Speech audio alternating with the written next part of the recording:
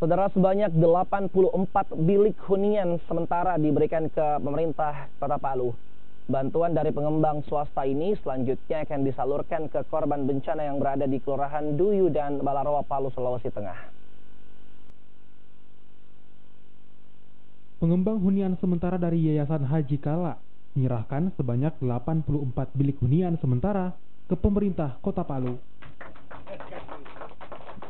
Hunian sementara yang dibangun ini sudah dilengkapi dengan dapur umum, MCK, dan jaringan listrik. Hanya saja jaringan listrik belum tersedia meteran listrik, serta tong air yang belum dialiri air. Kedua kelengkapan ini nantinya akan dilengkapi pemerintah Kota Palu sebelum disalurkan kepada warga yang terdampak bencana pada 28 September 2018 lalu. Untuk sementara sini dulu, tapi Pak Wali tadi pesan untuk huntap. Insya Allah kita masuk.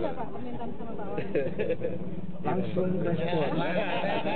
Sudah dikoordinasikan, saya sering telepon ke manajer PLN Palu, sering saya telepon.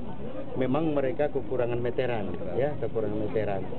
Tapi saya kira pihak Yayasan Haji Kala sudah berkoordinasi juga, dalam waktu dekat akan dipasang. Hunian sementara ini dibangun di Kelurahan Duyu.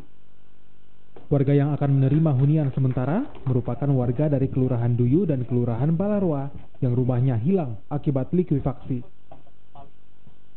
Hampir 5 bulan pasca bencana, sejumlah hunian sementara, baik yang dibangun pemerintah maupun swasta, sudah hampir rampung. Bahkan sudah ada yang telah ditempati. Aldrim Talara, Kompas TV Palu, Sulawesi Tengah.